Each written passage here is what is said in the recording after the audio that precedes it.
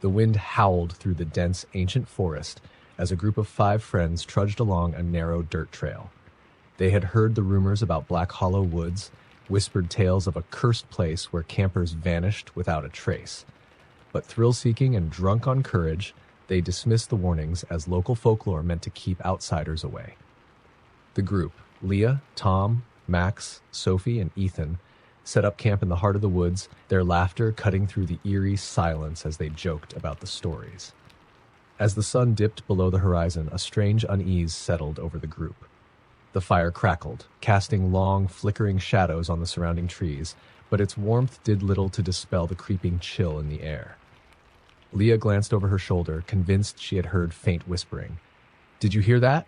she asked, her voice barely above a whisper. "Hear what?" Tom replied, smirking as he skewered a marshmallow. "The sound of your imagination running wild?" Sophie chuckled nervously, but the others didn't join in. The oppressive darkness seemed to swallow the forest whole, and even the nocturnal sounds of crickets and owls had faded into an unnatural silence. Then came the laughter.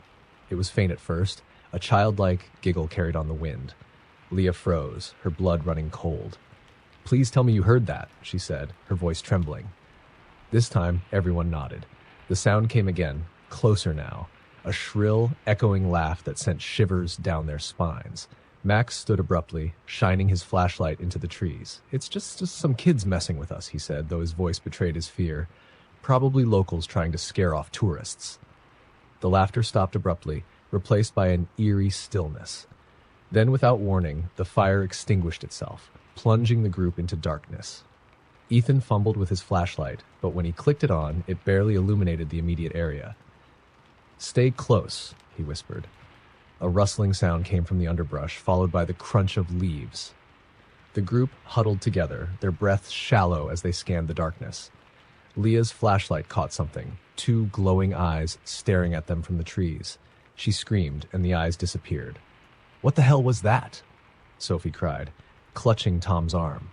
Before anyone could answer, the giggling returned, this time all around them, as if dozens of unseen children circled the campsite. Shadows flitted between the trees, too fast and unnatural to be human. The group panicked, grabbing their backpacks and stumbling down the trail in the direction they thought would lead them back to safety. But the forest had changed.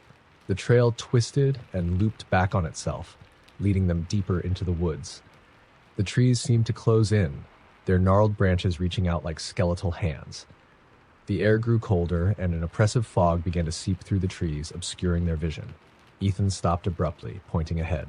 "Look!" In the fog stood a small cabin, its windows glowing with faint, flickering light. Desperate for shelter, they ran to it, banging on the door. When no one answered, Max pushed it open. Inside, the cabin was barren, save for an old wooden table and a single chair. A strange symbol was carved into the floor, a circle surrounded by jagged runes. "This doesn't feel right," Leah whispered, her eyes darting to the corners of the room.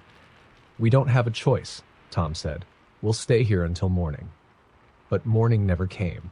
The clock on the wall ticked backward, its hands moving in reverse as the group huddled together. The laughter started again, now emanating from inside the cabin.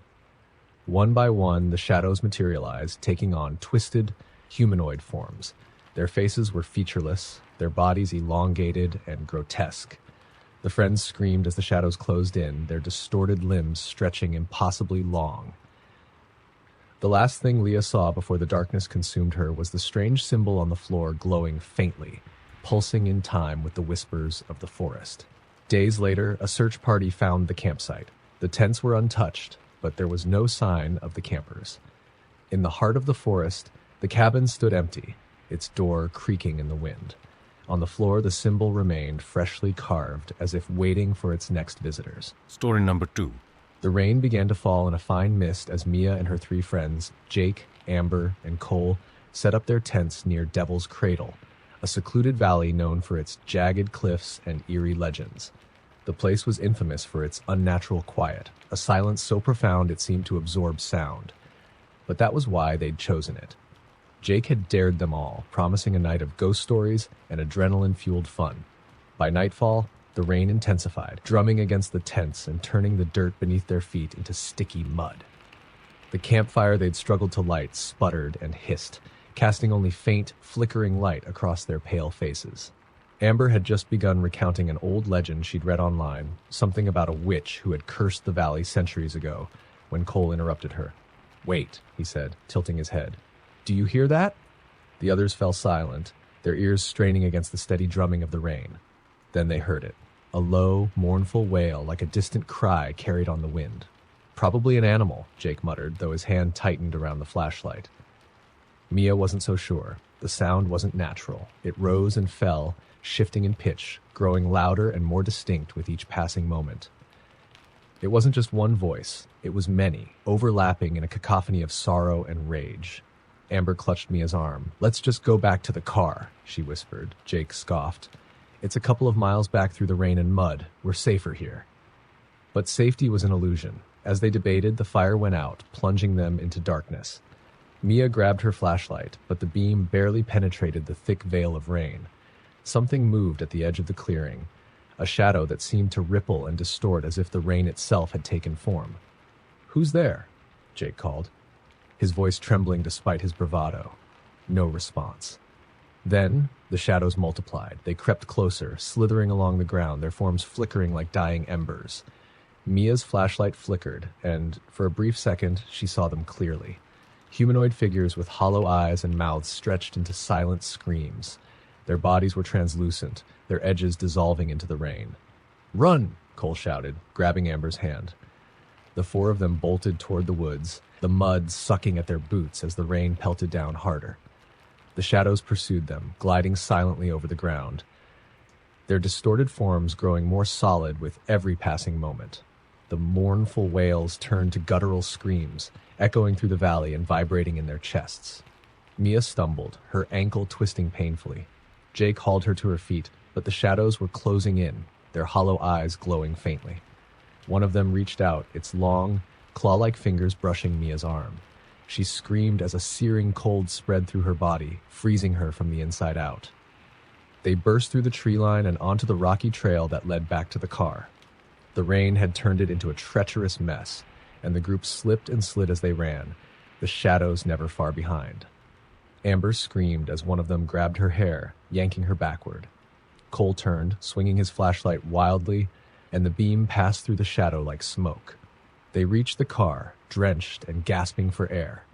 Jake fumbled with the keys, dropping them twice before managing to unlock the doors. They piled in, slamming the doors shut just as the shadows surrounded the vehicle. "Go!" Mia screamed. Jake turned the key, but the engine sputtered and died. He tried again. Nothing. The shadows pressed against the windows, their hollow eyes peering inside. One of them dragged a claw across the glass, leaving deep, frosty scratches. The wails grew louder, deafening now, and the car's windows began to fog from the outside. The temperature dropped sharply, their breath visible in the freezing air. Mia reached out to touch the window, and the shadow's face appeared, staring at her with eyes full of unending despair. And then the screams stopped. When Mia opened her eyes, she was back in the clearing. The rain had stopped, and the fire was burning brightly, as if nothing had happened. She looked around. Jake, Amber, and Cole were gone. She staggered to her feet, her body trembling with cold. The shadows were gone, too, but the silence was worse. It pressed against her ears, suffocating her.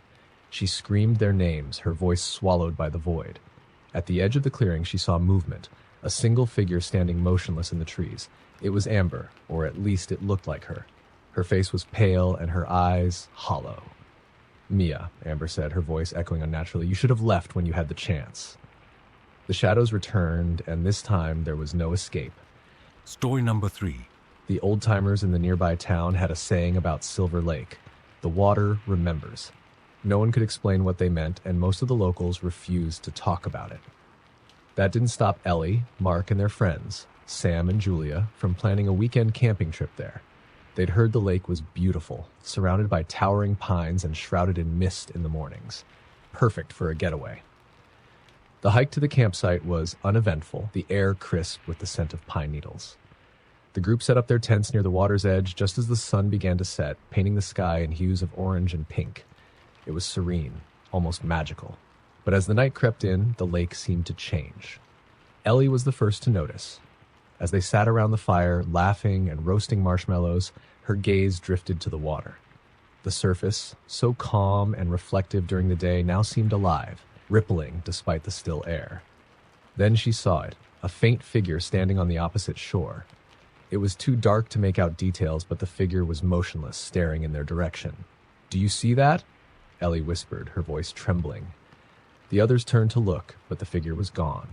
"You're just spooking yourself," Mark said with a chuckle, though his eyes lingered on the dark expanse of water. As the night wore on, strange things began to happen. The fire dimmed suddenly, as though an unseen force had sucked the life from it. The laughter of the group felt hollow, forced, as if the air itself carried a weight they couldn't explain. Then came the sound, soft at first, like a distant humming. It grew louder, more distinct, until it was unmistakable. Someone singing. The melody was haunting, a wordless tune that seemed to seep into their bones.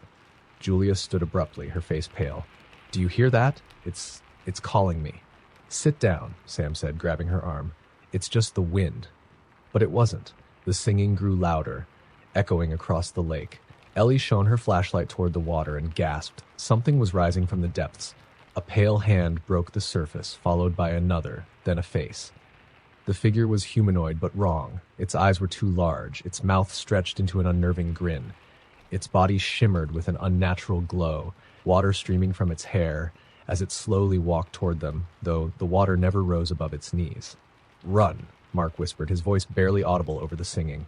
They bolted into the woods, the shadows of the towering trees swallowing them. The singing followed, growing louder, closer. Ellie glanced back and screamed. The figure wasn't walking anymore. It was floating, its twisted limbs reaching out, its grin wider than ever. The group became separated in the chaos. Ellie and Mark found themselves stumbling into a clearing, the lake inexplicably in front of them again. How did we get back here?" Mark stammered, his breath hitching. The water was still now, unnaturally so, and the air seemed thicker, harder to breathe. Then they saw them, Sam and Julia, standing at the water's edge. Their backs were to Ellie and Mark, their heads tilted as though listening. "Sam! Julia!" Ellie shouted, but they didn't turn. She and Mark ran closer, stopping short when they realized something was wrong. Their friends' feet weren't touching the ground. They were hovering inches above it, their bodies limp, their heads swaying in rhythm with the haunting melody. The singing returned, louder than ever, and the figure rose again, this time from directly in front of Sam and Julia. Its grin widened impossibly, and with a single, sweeping motion, it pulled them into the lake. The water swallowed them whole, leaving no trace behind. Ellie screamed, and Mark grabbed her arm, dragging her away. They ran blindly through the woods, their lungs burning, until they stumbled onto the trailhead. Their car was in sight, but the singing, it was still there, fainter now but ever present. They never spoke of that night again. Days later, search parties found the campsite abandoned. The lake was calm, pristine, as though nothing had happened. But late at night, those who ventured too close swore they could hear singing, a haunting melody that seemed to echo from the depths. And the water, it remembered. Story number 4. The abandoned campground at Raven's Rest had been closed for decades. Officially, it was due to a landslide that had rendered the area unsafe, but locals told a different story, a darker one. They spoke of the Watcher, a figure that appeared whenever someone stayed overnight. No one who encountered the Watcher ever returned to tell the full tale. Claire, Ben, Sarah, and Jake weren't the kind of people to believe in ghost stories. The idea of a cursed campground was just too ridiculous. So when they stumbled across the weathered "Do Not Enter" sign on their weekend hike, they saw it as an invitation rather than a warning. "Come on," Ben said, brushing aside the sign. "It's just an old campsite. What's the worst that could happen?" The others hesitated, but the lure of an off-the-grid adventure was too tempting. By sundown, they had their tents pitched and a fire roaring in the center of the overgrown clearing. As night fell, the forest grew unnaturally quiet. The usual sounds of chirping insects and rustling leaves vanished, replaced by a heavy, oppressive silence. Claire shivered. "Is it just me? Or does it feel wrong here?" Jake smirked. "It's just your imagination. Let's tell some scary stories to lighten the mood." But before anyone could speak, there was a sound, soft and rhythmic, like footsteps crunching on dry leaves. It came from the darkness beyond the firelight, circling their camp. Ben grabbed a flashlight and aimed it toward the trees. "Who's there?" he shouted, his voice shaky. The beam of light swept through the forest, but there was nothing. Just the trees, gnarled and ancient, standing like silent sentinels. "Probably an animal," Sarah suggested, though her voice betrayed her unease. The footsteps stopped. "See?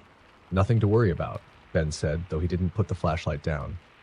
Moments later, a low, guttural whisper drifted through the air, so faint it could have been the wind, except it wasn't. "Leave," Sarah gasped. "Did you hear that?" They all nodded, their faces pale. The whisper came again, louder this time, more insistent. "Leave. Now."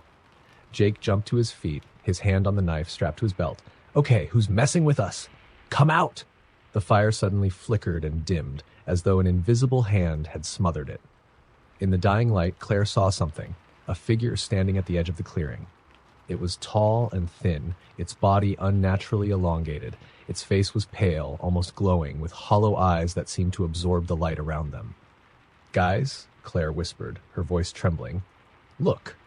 The others turned, their eyes widening in horror as they saw the figure. It didn't move, didn't breathe. It simply stood there, watching. "Is this some kind of joke?" Ben asked, his voice cracking. But the figure didn't answer. Instead, it took a single step forward. "Run," Sarah whispered. They didn't need to be told twice. The four of them bolted into the forest, their flashlights bouncing wildly as they tore through the underbrush. Behind them, the footsteps resumed, faster now, heavier. Claire glanced over her shoulder and screamed. The figure was chasing them, its movements jerky and unnatural, like a puppet being dragged by invisible strings.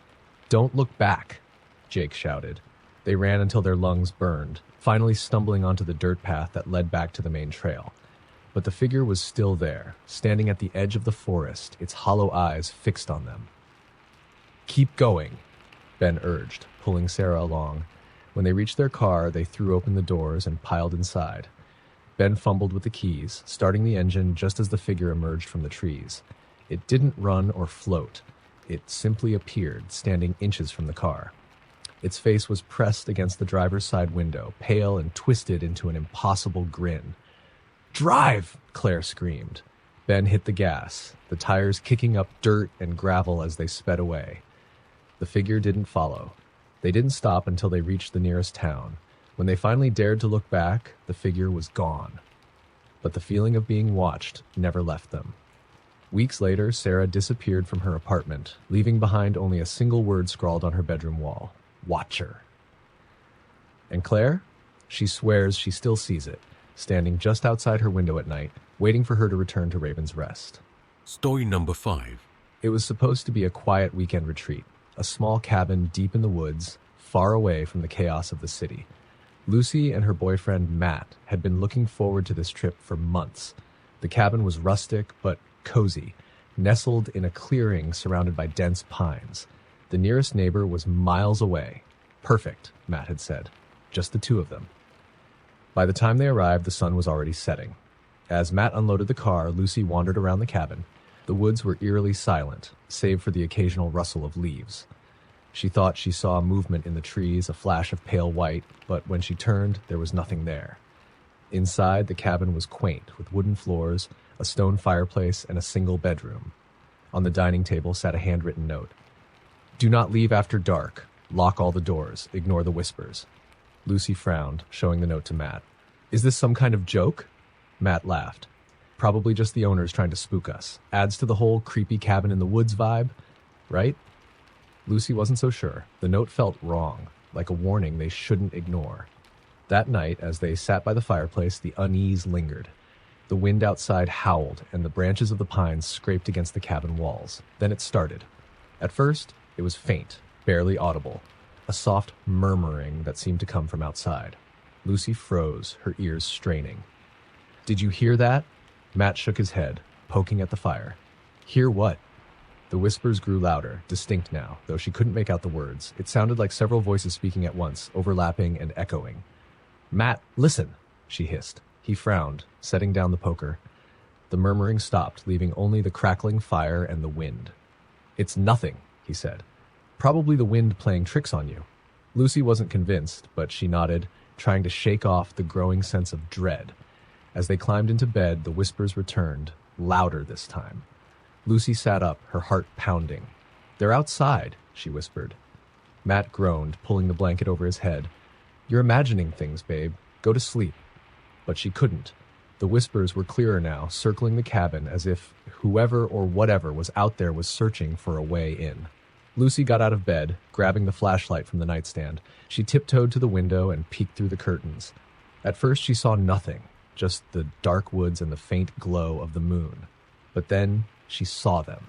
Figures, pale and gaunt, standing just beyond the tree line. They were unnaturally tall, their limbs too long, their heads tilted as if listening. Their faces were blank, devoid of features except for gaping mouths that moved in unison, producing the haunting whispers. Lucy stumbled back, her breath caught in her throat. "What's wrong?" Matt asked, sitting up. "They're out there," she whispered, her voice trembling. Matt rolled his eyes but grabbed the flashlight and looked for himself. When he pulled back the curtain, his face went pale. "What the hell?" The figures were closer now, stepping into the clearing. Their movements were jerky, as though they weren't used to walking. Their mouths continued to move, the whispers growing louder, filling the cabin. Matt slammed the curtains shut. "We need to leave," he said, grabbing his keys. Lucy grabbed his arm. "The note. It said not to leave after dark." Matt shook his head. "You want to stay here with them outside?" Before she could argue, he flung open the door. The clearing was empty, the figures gone. "See? Nothing." A sudden, deafening shriek cut him off. It wasn't human, it was high-pitched and otherworldly, echoing through the trees. Matt slammed the door shut, locking it. The whispers were inside now. Lucy screamed as one of the figures appeared in the corner of the room, its blank face turned toward them. Another emerged from the hallway, then another from the shadows near the fireplace. The figures moved closer, their mouths still forming soundless words, their whispers drilling into Lucy's mind like static. "Don't look at them," she cried, but it was too late. Matt's eyes were locked on the nearest figure, his face slack, his body frozen. His mouth opened as if to speak, but only a strangled gasp escaped. Lucy shut her eyes, clutching her head as the whispers grew unbearable. Then, just as suddenly as they started, the sound stopped. When she opened her eyes, the cabin was empty. Matt was gone. The next morning, search parties found Lucy wandering the woods, her eyes vacant, her voice hoarse from screaming. She repeated the same phrase over and over. "Don't listen to them. Don't look at them." No one ever found Matt or the cabin. Story number 6. The road to Black Hollow was barely a road at all, just two narrow ruts cutting through dense, towering pines. Emily, Chris, and Zoe were headed there on a dare. Rumors of the Hollow's strange occurrences had haunted their small town for decades, but no one could say what really happened there. Just that people who ventured in rarely came back the same, if they came back at all. "It's just a creepy forest," Chris said, gripping the wheel as the car bounced over rocks and potholes. "People love to make stuff up to scare themselves." Emily didn't respond, staring out at the trees that seemed to close in on them the further they drove. Zoe sat in the back seat, scrolling through her phone. "I read that a group of hikers went missing here in the 80s, she said. "They found their campsite, but not them." "Cool story," Chris said, smirking. "I'm sure it was a bear or something." As they pulled into the hollow, the first thing they noticed was the silence. No birds, no rustling leaves, just the oppressive stillness of the forest. It felt alive, as though the trees themselves were watching. "Creepy," Zoe said, stepping out of the car. The three of them set off down a faint trail, the sunlight barely penetrating the thick canopy. As they walked, the forest seemed to shift around them. The trees grew closer together, their branches gnarled and claw-like. The path twisted unnaturally, doubling back on itself, though none of them mentioned it. "Does it feel colder to you guys?" Emily asked, rubbing her arms. "Yeah," Zoe said, her breath visible in the air. "That doesn't make sense. It's July." Chris checked his phone. No signal. He glanced up, his confident smirk slipping. "Let's just find whatever creepy stuff you're looking for and get out of here." But the deeper they went, the stranger things became. The silence was broken by faint sounds, a child's laughter, a distant scream, and a low, guttural growl that seemed to come from everywhere at once. "Okay, that's enough," Chris said, turning around. "We're leaving." But the trail was gone. "What the hell?" Zoe whispered, spinning in circles. "It was right here."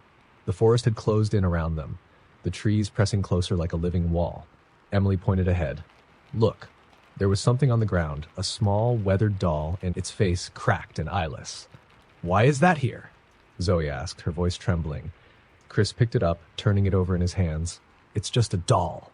The air grew heavier, thicker, as if the forest was holding its breath. Then they heard it, the sound of footsteps, deliberate and heavy, coming toward them from the shadows. "Run!" Emily screamed. They bolted, crashing through the underbrush, the footsteps following close behind. Emily glanced back and saw it. A tall figure, impossibly thin, its face hidden beneath a wide-brimmed hat. Its movements were slow but deliberate, as if it knew there was no rush. "Don't stop!" Chris shouted, pulling Emily forward as she stumbled. They burst into a clearing, their chests heaving. The figure was gone, but the doll was there, sitting upright in the center of the clearing, its cracked face turned toward them. "That's not possible," Zoe whispered. Emily bent down, her hands trembling as she picked it up. Carved into the back of the doll was a single word: "Stay." "We need to leave," Chris said, his voice shaking. But the forest had other plans. The clearing began to close in, the trees creaking and groaning as their branches stretched toward the trio. The shadows deepened, and the air filled with the sound of whispers, too many voices speaking at once to understand. Emily dropped the doll, and as it hit the ground, everything stopped. The trees froze, the whispers ceased, and the oppressive weight lifted. They didn't wait. They ran blindly, the forest twisting and turning around them, until finally they stumbled onto the dirt road where they'd left the car. As they piled in, Chris started the engine and sped away without looking back. For days afterward, none of them spoke about what had happened, but Emily couldn't shake the feeling that something had followed them. Late one night, as she lay in bed, she heard it, the faint sound of footsteps outside her window. And when she looked, the doll was there, sitting on the windowsill, its cracked face turned toward her, its message carved deeper into its back. "You can't leave." Story number 7. The Midnight Trail was infamous among hikers for its strange disappearances. The trail wasn't marked on any official map, but locals swore it existed. Those who claimed to have walked it spoke of a narrow dirt path winding through the heart of Blackthorn Forest. Most turned back when the whispers began. Others didn't come back at all. For Tyler, Maddie, and Josh, the Midnight Trail was a thrill they couldn't resist. The trio loved urban legends and had made a pact to seek out the scariest places they could find. Blackthorn Forest was their latest challenge. They arrived just before dusk, armed with flashlights, a compass, and enough bravado to ignore the sinking feeling in their stomachs. "This is going to be awesome," Josh said, grinning as he led the way. The trail was easy to miss, little more than a break in the undergrowth. As they stepped onto it, the air grew colder, and the sounds of the forest seemed to vanish. No chirping crickets, no rustling leaves, just an eerie silence that pressed down on them. "Creepy," Maddie whispered, clutching her flashlight. As they walked, the trail narrowed, the trees growing denser and more twisted. Shadows danced unnaturally, their shapes shifting even when the light stayed still. "Do you feel that?" Tyler asked, his voice low. "Feel what?" Josh said, though his bravado had faded. "Like we're being watched." They stopped, scanning the woods with their flashlights. The beams illuminated gnarled branches and moss-covered trunks, but nothing else. "Let's keep moving," Maddie urged, her voice trembling. The whispers started an hour in. At first, they were faint, just on the edge of hearing. "Did you hear that?" Tyler asked, stopping in his tracks. "Hear what?" Josh said, his voice strained. "It sounded like someone saying my name." Maddie froze. "I thought I heard it too." The whispers grew louder as they pressed on, overlapping voices that seemed to come from all directions. The words were incomprehensible, but the tone was pleading, almost desperate. Josh laughed nervously. "It's just the wind, or maybe animals. You know how sound travels weird in the woods?" But none of them believed that. The compass was the first thing to fail. The needle spun wildly, refusing to settle. Then their flashlights flickered, dimming despite fresh batteries. "We should turn back," Maddie said. "Which way is back?" Tyler asked, his voice trembling. The trail behind them was gone, replaced by an endless sea of trees. Panic set in as they tried to retrace their steps, only to find themselves deeper in the forest. The whispers grew louder, the words clearer. "Stay," they said. "Don't listen to it," Josh snapped, his voice shaking. "It's not real." But the forest seemed alive now, the trees twisting and groaning as if reacting to their presence. Shadows moved independently of the light, darting just out of view. Then they saw it. Standing in the middle of the trail was a figure, its back to them. It was unnaturally tall, its limbs too long, its head tilted at an impossible angle. "Who's there?" Josh demanded, though his voice cracked. The figure didn't move. "Let's go," Maddie whispered, tugging at Tyler's arm. As they turned to leave, the figure appeared ahead of them, as though the forest itself had shifted it into place. It faced them now, though it had no face to speak of, just a smooth expanse of pale skin where its features should have been.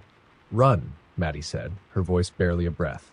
They ran, crashing through the undergrowth, the whispers screaming now, a cacophony of voices demanding, begging, threatening. The figure was everywhere, on the trail, between the trees, closer each time they turned. No matter how fast they ran, it was always ahead of them. Josh was the first to stumble. He fell hard, scraping his hands and knees. As Tyler and Maddie turned to help him, the figure was there, standing over him. "Don't!" Josh screamed. But the figure bent down, its long, spindly fingers wrapping around his arm. Josh's screams echoed through the forest as he was dragged into the shadows. Tyler and Maddie ran blindly, their breath coming in ragged gasps. When they finally burst out of the trees and onto the main road, the forest was silent again. They never found Josh. Days later, search parties discovered the midnight trail, but it led nowhere, vanishing into thick underbrush. Months passed, but Tyler and Maddie couldn't shake the feeling that they were still being followed. One night, as Tyler lay in bed, he heard it. The whispers. "Stay." When he looked out his window, the figure was there, its faceless head pressed against the glass. Story number 8. The Pine Ridge Asylum had been abandoned for over 50 years, its decayed walls swallowed by the forest that surrounded it. The stories about what happened there were enough to keep most people away, experiments gone wrong, patients locked in for life, and the staff who supposedly vanished one stormy night. Of course, that made it irresistible to Alyssa, Jake, and Marcus. They loved exploring abandoned places, and Pine Ridge was the ultimate challenge. "Just think of the photos we'll get," Alyssa said as they approached the crumbling entrance, her camera slung around her neck. "Yeah," Marcus muttered, staring at the graffiti-covered walls. "If we don't get cursed or something." Jake laughed, pushing open the heavy rusted doors. "Cursed? It's just an old building. What's the worst that could happen?" Inside, the air was thick and damp, carrying the faint smell of mildew and rot. The walls were lined with peeling paint, and broken furniture was scattered across the floor. Faded medical charts and shattered syringes lay among the debris, remnants of the asylum's dark past. "Creepy," Alyssa said, snapping photos. Her flashlight beam caught a faded sign on the wall. "Ward C. Restricted access."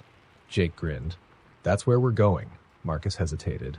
"I don't know, guys. Maybe we should stick to the main area." "Come on, don't wimp out," Jake said, already heading down the hall. The deeper they went, the darker it became. The hallways twisted unnaturally, the air growing colder with every step. It wasn't long before their flashlights began to flicker. "Cheap batteries," Jake muttered, smacking his light to get it working again. But Alyssa wasn't so sure. Her camera, which had been fully charged, suddenly refused to power on. "That's weird," she said, frowning. "What?" Marcus asked, his voice tight. "My camera. It's dead." "Let's just check out Ward C and get out of here," Jake said, his confidence faltering. The door to Ward C was ajar, revealing a long hallway lined with empty patient rooms. The air here felt different, heavier, oppressive. "Do you hear that?" Alyssa whispered. They stopped, straining their ears. At first it was faint, a soft shuffling sound like someone dragging their feet. Then came the whispers. "No," Marcus said, stepping back. "No way, I'm out." Jake grabbed his arm. "It's just the wind. Don't freak out." But as they moved forward, the whispers grew louder, more distinct. They weren't random. They were saying something. "Help us." The voice was raspy and faint, echoing down the hallway. "Is someone here?" Alyssa called out, her voice trembling. A loud crash answered her, coming from one of the rooms up ahead. Jake led the way, pushing the door open with a creak. The room was empty except for a metal bed frame and a single wheelchair in the corner. The wheelchair began to move, its wheels squeaking as it rolled toward them. "Okay, nope," Marcus yelled, turning to leave. The door slammed shut behind them. "What the hell?" Jake shouted, tugging at the handle. It wouldn't budge. The whispers were everywhere now, overlapping and frantic. The air grew colder still, their breath visible in the dim light of their flickering flashlights. Then they saw it. A figure stood in the corner, its back to them. It wore a tattered hospital gown, its body unnaturally bent, as though it had been broken in too many places. "Hello?" Alyssa whispered, her voice barely audible. The figure turned slowly, revealing a face twisted in agony. Its eyes were hollow, black voids that seemed to pull the light from the room. "Get out," it rasped, its voice a chilling blend of anger and desperation. The door flew open, and the three of them didn't hesitate. They bolted down the hallway, the whispers chasing them, growing louder, more enraged. When they reached the main entrance, the heavy doors swung shut on their own, forcing them to shove against them with all their strength. As they stumbled outside, the sounds stopped. The forest was silent, and the asylum loomed behind them, dark and still. "I told you this was a bad idea," Marcus said, his voice shaking. Alyssa looked down at her camera, now inexplicably powered on. She flipped through the photos and froze. "What?" Jake asked, leaning over her shoulder. In every photo she'd taken inside the asylum, the same figure appeared in the background, always closer, always watching. They didn't go back for the camera when it vanished from Alyssa's apartment a week later. But every now and then she hears whispers outside her door, and she knows it's waiting. Story number 9. The town of Grayfield had its share of ghost stories, but none were as chilling as the legend of the Red Lantern. Every fall, when the air turned crisp and the nights grew longer, people spoke of a lone lantern glowing in the woods by the old quarry. The light was said to belong to a miner who had perished decades ago in a collapse, his restless spirit wandering, searching for a way out. "You see the Red Lantern, you don't follow it," the townsfolk warned. "It'll lead you somewhere you don't want to go." For Mia, Aaron, and Brooke, the legend was just another Halloween thrill. The three teens had grown up on scary stories, and the idea of chasing the Red Lantern was too tempting to resist. They headed to the quarry one chilly October night, armed with flashlights, snacks, and a daring confidence only teenagers could muster. The forest surrounding the quarry was quiet, the kind of silence that presses into your ears and makes you feel watched. "Creepy enough for you?" Aaron teased, shining his flashlight under his chin to cast eerie shadows on his face. "Cut it out," Brooke said, rolling her eyes. Mia, who was leading the way, stopped suddenly. "There," she whispered, pointing ahead. Through the trees, a faint red light flickered. It hovered unnaturally, as though held aloft by invisible hands. "Holy crap, it's real," Aaron said, his voice a mix of excitement and fear. "Let's get closer," Mia said, her heart pounding. The light bobbed gently, almost inviting, as they approached. It didn't seem to belong to a lantern. There was no visible frame or handle, just an orb of glowing crimson. "Guys, this is insane," Brooke said, her steps faltering. "Don't chicken out now," Aaron said, his eyes locked on the light. The lantern began to drift deeper into the woods, its glow pulsing faintly, as if urging them to follow. Without speaking, the three moved after it, the thrill of the chase overriding their unease. The forest grew denser, the trees closing in around them. Their flashlights seemed weaker, their beams barely cutting through the darkness. The red light, however, shone brighter, its glow illuminating the twisted branches ahead. "Is it leading us somewhere?" Mia asked, glancing over her shoulder. "Maybe we'll find treasure or something," Aaron joked, though his laughter sounded forced. Brooke stopped suddenly, her face pale. "Do you hear that?" They listened. At first it was faint, barely more than a hum, but as they moved closer to the light it grew louder, a low, mournful wail that seemed to come from everywhere and nowhere at once. "This isn't right," Brooke said, her voice trembling. "We should go back." But when they turned, the path they'd come from was gone. "What the hell?" Aaron muttered, spinning in place. The trees looked unfamiliar, their gnarled branches twisting into grotesque shapes. The red light flickered, then flared brighter, revealing something in its glow. A figure stood just beyond the light, a man in tattered clothes, his face hidden in shadow. He held an old, rusted lantern, but the glow didn't seem to come from it. "Who's there?" Mia called out, though her voice cracked. The figure didn't respond. Instead, it raised its lantern and pointed toward the quarry, a gesture that sent chills racing down Mia's spine. "We're not going that way," Brooke said, grabbing Mia's arm. "We need to leave. Now." The figure moved toward them, its steps slow but deliberate. As it came closer, they saw its face, or what was left of it. The skin was pale and stretched taut over jagged bone, its hollow eyes glowing red to match the light. "Run," Mia whispered, her voice barely audible.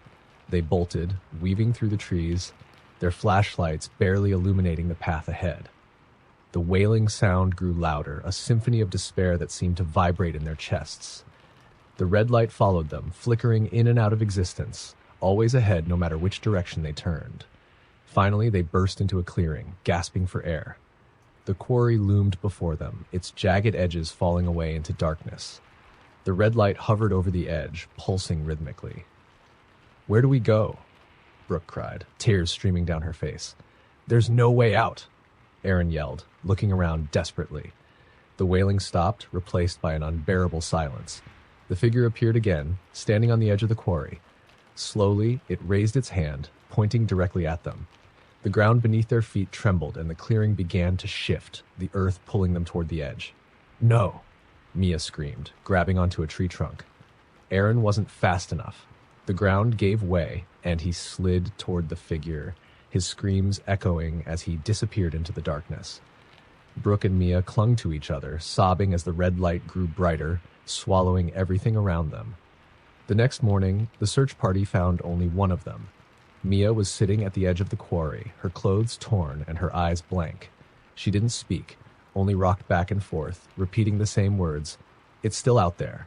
Don't follow the light." No one ever found Aaron or Brooke, and on certain October nights, the red glow of the lantern can still be seen flickering in the woods, waiting for the next curious soul to follow.